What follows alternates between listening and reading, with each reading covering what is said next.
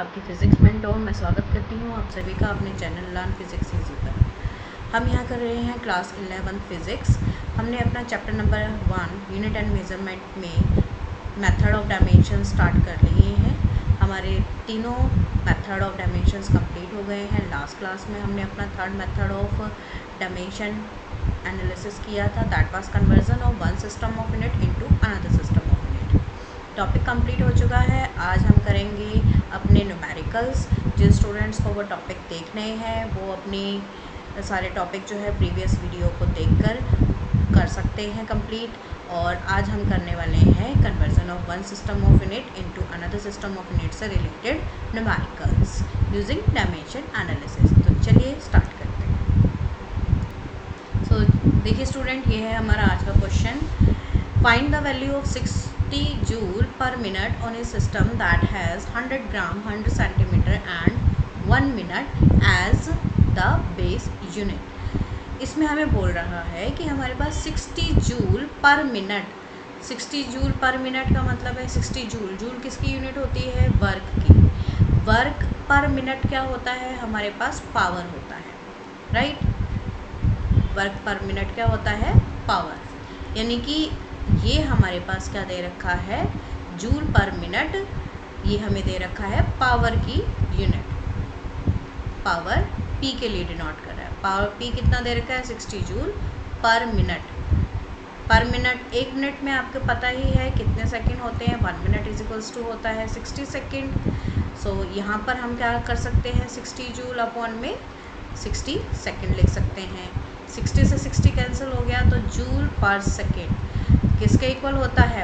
Unit of power, that means what के equal होता है, राइट। ये हमारे पास पावर हो गया। पावर की आपके पास डायमेंशंस देख लेते हैं। डायमेंशंस क्या होती हैं पावर की?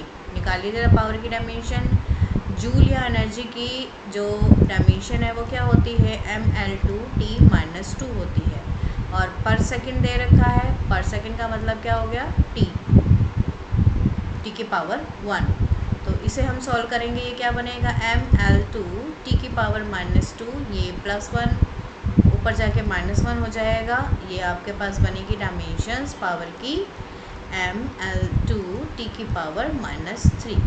ये आ गई आपके पास डायमेंशंस ऑफ पावर, ठीक है। अब हम अपना फॉर्मूला रिकॉल करते हैं। लास्ट क्लास में हमने conversion of system of unit में फॉर्मूला सीखा था Q is equals to N1 U1 is equals to N2 U2। फॉर्मूले में हमारे पास एक सिस्टम से दूसरे सिस्टम में कन्वर्ट करने के लिए क्या फॉर्मूला यूज़ हो रहा है?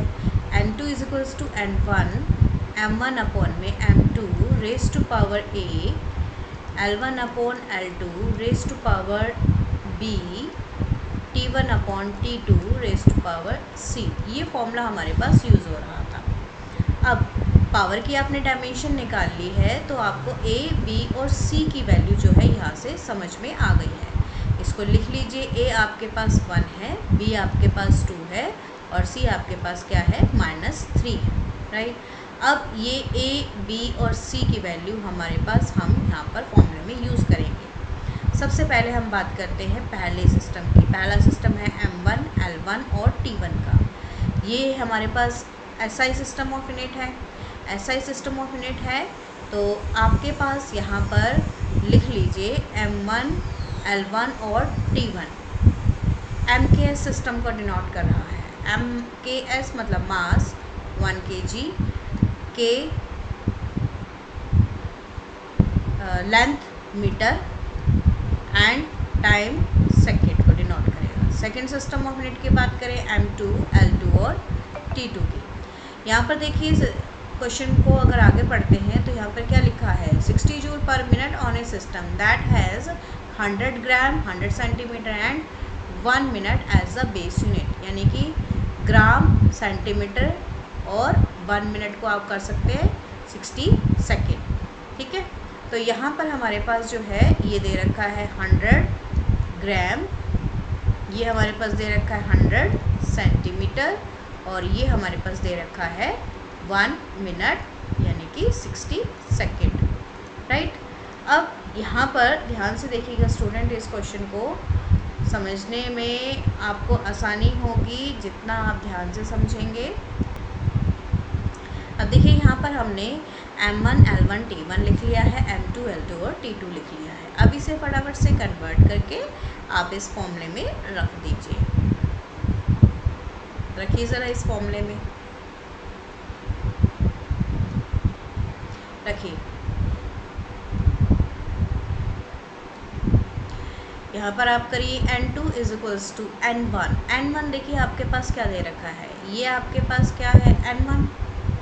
N1 की वैल्यू क्या है यहाँ पर भी लिख लेते हैं। N1 आपके पास दे रखा है 60 और N2 आपको फाइंड आउट करना है।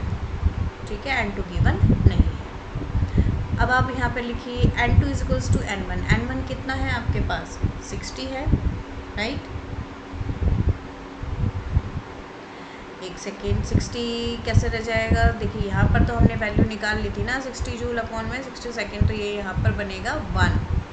तो ये यहाँ पर आपके पास 60 जूल पर मिनट को जब आपने सॉल्व किया तो ये कन्वर्ट होके क्या बन रहा है 1 जूल पर सेकेंड, यानी कि 1 वॉट बन रहा है। तो ये N1 की जो वैल्यू है वो 60 नहीं है, कितनी है 1 है। N1 की वैल्यू अब यहाँ पर क्या बन गई है 1 है। ठीक है, तो इसको लेंगे हम 1। यहाँ पर भी ऐसे ही हम क्या लेंगे 1 लेंगे। ये आपके पास यहाँ पे लिख लिया आपने 1 और M1 L1 और T1 की वैल्यू रखिए। M1 की वैल्यू हो गई 1 kg अपॉन M2 की वैल्यू कितनी है 100 ग्राम में है, ध्यान रखिएगा ये 100 ग्राम में है। ठीक है, और रेज़ टू पावर A की वैल्यू कितनी है बच्चों 1 है। ठीक है, उसके बाद फिर आ जाइए L1 आपके पास दे रखा है ना फॉर्मूले में। L1 की वैल्यू कितनी है 1 मीटर है, लिख दीजिए 1 मीटर अपॉन L2 की वैल्यू देखिए यहाँ पर साफ साफ लिखी हुई कितनी है 100 सेंटीमीटर है। रेज़ टू पावर क्या है B है, B की वैल्यू यहाँ पर कितनी दे रखी है 2, लिख दीजिए। उसके बाद फिर हमारे पास क्या दे रखा है T1 आपके पास क्या है 60 सेकेंड, यहाँ लिख दीजिए 60 सेकेंड। एक सेकेंड, T1 की वैल्यू 1 सेकेंड है। ठीक है, T1 क्या दे रखा है आपके पास 1 सेकेंड दे रखा है। T2 दे रखा है आपके पास 60 सेकेंड। ठीक, 1 second upon 60 second. Raise to power कितनी है C है, C की पावर कितनी है -3, ये लिख दिया आपने, राइट। अब आप देखिए यहाँ पर N2 is equals to 1 kilogram को आप लिख सकते हैं 1000 of gram upon 100 of gram, तो ऑलरेडी है आपके पास। रेज़ टू पावर 1 मीटर को आप लिख सकते हैं 100 of centimetre upon 100 centimetre, already given है नीचे, और इसकी पावर कितनी है 2। 1 सेकेंड अपॉन 60 सेकेंड, सेकेंड को सेकेंड से कैंसिल कर दीजिए, ये आ गया आपके पास 1/60 रेज़ टू पावर -3, राइट। अब देखिए 20 से 20 कैंसिल कर दीजिए, ग्राम से ग्राम कैंसिल कर दीजिए, 100 को 100 से, सेंटीमीटर को सेंटीमीटर से कैंसिल कर दीजिए। यहाँ पर आपके पास बचेगा 10 की पावर 1, यहाँ पर आपके पास फुल कैंसिल हो गया फैक्टर, ये बचेगा 1 रेज़ टू पावर 2। नेक्स्ट हमारे पास यहाँ पर क्या है 1/60 रेज़ टू पावर -3 है। इसको ध्यान से देखिएगा कैसे करोगे आप।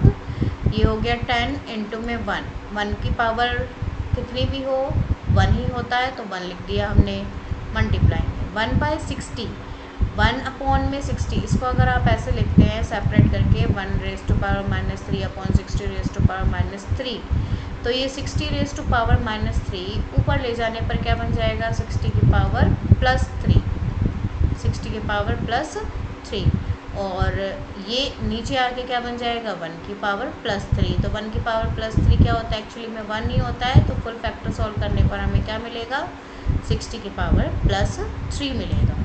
तो यहाँ पर ये आपके पास 60 की पावर 3 यहाँ पर आपका आ गया है, राइट। अब देखो यहाँ पर, अब इस जो ये फैक्टर है इसको मल्टीप्लाई कर दीजिए, आपके पास N2 की वैल्यू आ जाएगी। देखो ये हमारे पास क्या बनेगा 60 की पावर 3 का मतलब क्या हो गया है 60 की पावर 3 का मतलब हो गया 6 6 जा 36, 36 6 जा 216, तो 216 और ये 000 बनेंगी और एक ये 10 आ जाएगा, तो इसका मतलब हो जाएगा 216 इंटू 10 की पावर 4 बनेगा। 4 ज़ीरोज़ है ना, इसलिए मैंने लिख दिया 10 की पावर 4, और जब पॉइंट लगा दूंगी तो ये बन जाएगा 2.16 इंटू 10 की पावर 6। ये हो गया आपके पास n2 की वैल्यू। तो यहाँ से हमारे पास ये जो पावर है 1 जूल पर सेकेंड से कन्वर्ट हो गया है 2.16 इंटू 10 की पावर 6, जो भी आपके पास न्यू यूनिट है उसमें। ठीक है, तो ये आपके पास हो गया है 1 जूल पर सेकेंड जो है वो आपके पास 1 जूल पर सेकेंड कह लीजिए, या फिर आप कह लीजिए 60 जूल पर मिनट जो है वो कन्वर्ट हो गया है आपके पास 2.16 इंटू 10 की पावर 6, और नया सिस्टम ऑफ यूनिट जो भी है उसमें कन्वर्ट हो गया है। राइट, सो ये आपका आ गया है फाइनल आंसर। ठीक है, तो इस तरीके से आप जो है आसानी से ये क्वेश्चंस को सॉल्व कर सकते हैं बच्चों। इनमें आपको ज़्यादा कोई परेशानी नहीं आने वाली है अगर आपने टॉपिक को ध्यान से समझा है और ध्यान से आप अप्लाई कर रहे हैं, तो आपको यहाँ पर कोई भी टॉपिक या कोई भी न्यूमेरिकल करने में कोई परेशानी नहीं आने वाली है। और अगर परेशानी आएगी तो डोंट वरी, मैं यहाँ पर अवेलेबल हूँ। You can ask from me any question in comment box. Comment box में आप डालकर सारे क्वेश्चन अपने पूछ सकते हैं और सेल्फ प्रैक्टिस भी कर सकते हैं। राइट, सो स्टूडेंट, आज की वीडियो में इतना ही। हम मिलते हैं अपनी नेक्स्ट क्लास में।